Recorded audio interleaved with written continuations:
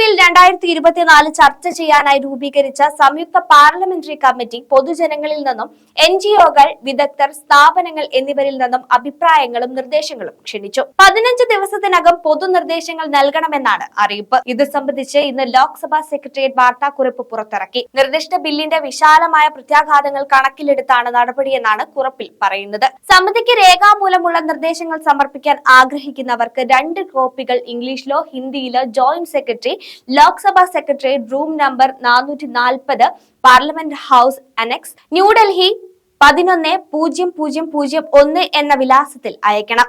ഇമെയിലും അയക്കണം. നിർദ്ദിഷ്ട ബില്ലായി ബന്ധപ്പെട്ട എല്ലാ നിർദ്ദേശങ്ങളും പരസ്യം പ്രസിദ്ധീകരിച്ച തീയതി മുതൽ 15 ദിവസത്തിനകം ലഭിക്കണമെന്നാണ് അറിയിപ്പിലുള്ളത്. വഖഫ് ബില്ലിന്റെ ശുപാർശകൾ ഹിന്ദിയിലും ഇംഗ്ലീഷിലും ലോക്സഭാ വെബ്സൈറ്റിൽ അപ്ലോഡ് ചെയ്തിട്ടുണ്ട്. മെമ്മോറാണ്ടങ്ങൾ സമർപ്പിക്കുന്നതിന് പുറമെ കമ്മിറ്റിക്ക് മുൻപാകെ ഹാജരാകാൻ ആഗ്രഹിക്കുന്നവർ അത് പ്രത്യേകം സൂചിപ്പിക്കണം. കമ്മിറ്റിയുടെ തീരുമാനം അന്തിമമായിരിക്കുമെന്നും കൂട്ടിച്ചേർത്തിട്ടുണ്ട്. ആഗസ്റ്റ് 22-ന് നടന്ന കമ്മിറ്റിയുടെ ആദ്യ യോഗത്തിൽ വഖഫ് ബില്ലുമായി ബന്ധപ്പെട്ട എല്ലാ പങ്കാളികളുമായും വിപുലമായ ചർച്ച നടത്താനും ആളുകളിൽ നിന്ന് നിർദ്ദേശങ്ങൾ ക്ഷണിച്ചുകൊണ്ട് ഒരു പരസ്യം നൽകാനും നിർദ്ദേശമുയർന്നിരുന്നു. BJP MP ജഗദാംബിക പാലിന്റെ നേതൃത്വത്തിലുള്ള JPC ആവശ്യം അംഗീകരിക്കുകയും ബില്ലിൽ നിർദ്ദേശങ്ങൾ ക്ഷണിക്കുകയും ചെയ്തു. JPC-യിലെ 31 അംഗങ്ങളിൽ 21 പേർ ലോക്സഭയിൽ നിന്നും 10 പേർ രാജ്യസഭയിൽ നിന്നുമാണ്.